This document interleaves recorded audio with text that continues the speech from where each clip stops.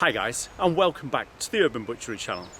As you can see, I'm out in the wilderness, the birds are singing, the squirrels are scratching, and I'm itching to get on with this shot.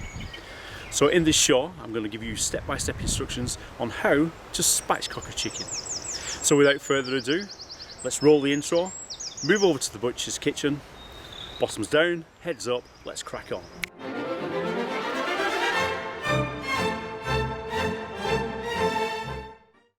So here we are guys, and here's our chicken. This is a free range chicken which I've purchased from my local butchers. What we're going to do today, like I said in the intro, we're going to spatchcock this chicken. First of all, I'll give you a description of the anatomy. So we'll start from this end. So here we have what we call the parson's nose, and then we move up to the chicken legs or drumsticks.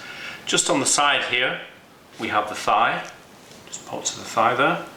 And then if we come down the flank of the chicken, both sides, I'll turn that round, we then come to the wings. Okay, so we'll just tuck them in for the moment.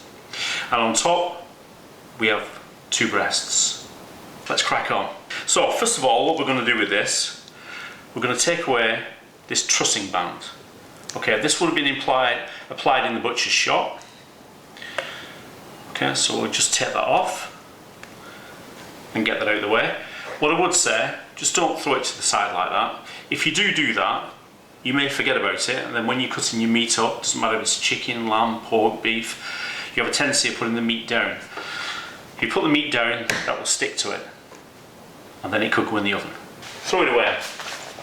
So that's gone. Normally, I would cut the hocks off, but the hocks have already been taken off from this part here. Okay, so we'll say that I've already done this. And then we'll turn it round, and then if we spread these wings out, I personally normally take away these wing tips here. So we're going to do that first of all. So I'm going to take the butcher's knife. So you'll see if you bend the tip like this and straighten it out, you roughly see where the joint is, and just a nice cut through like that. Okay, do the same on the other side. So through the joint. So as I said before with the elastic, we also don't want this on the butcher's table either, so we'll get rid of that as well. Okay, so the next step, what we're going to do, we're going to turn this upside down. This is how it would stand, like this. So this is the chest part, as I've said, and over here, on this side, we have the spine. Now this is what we're going to remove. So once we remove the spine, then the whole carcass will slightly part. If you look at this side here, this is where the neck would attach. Okay?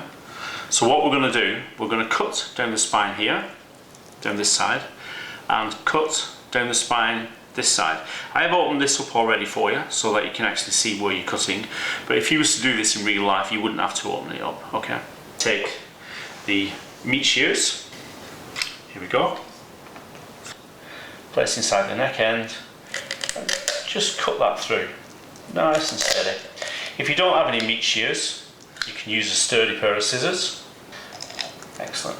Now one little butcher's tip, or an urban butchery hack, is not to cut this first part all the way through, just to leave that end intact there. And there's a reason for this, and I'll show you that in a moment. So what we're going to do, we're going to replicate this and put this on this side, and cut through this side. God, these shears are beautiful, absolutely beautiful. Okay, and on this side we're going to cut all the way through. Okay? Excellent.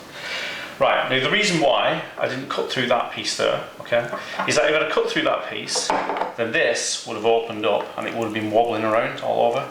So that's just sort of keeps it intact while you cut through this part here. So now I'll just finish off this job on this side. Cut through, and there we have it. There's the spine removed. We don't need to throw this away, we can use this for stock. Okay, so we'll just put that there, and then we'll turn around. There, you can see what we've got now. So we've got a partially open bird. So what we're going to do now to make sure that this lies flat is that we're going to cut through here using our butcher's knife. So what it is, it's just in, and just through the middle there. Now you can do this where you just score it. You see where I've scored it there? And then open it up. But what I like to cut through there as well. But the most important thing here is not to cut all the way through to the table. Otherwise the bird will split in half. So be very careful here, very gentle. Just move through. Remember where your fingers are, keep them out of the way. Like that. And then you break it open. Like that. Now you have still got this bone here. Now I like to leave that in there, really, because it just helps with the cooking and keeps the integrity of the chicken as well. What we're going to do, just cut through there.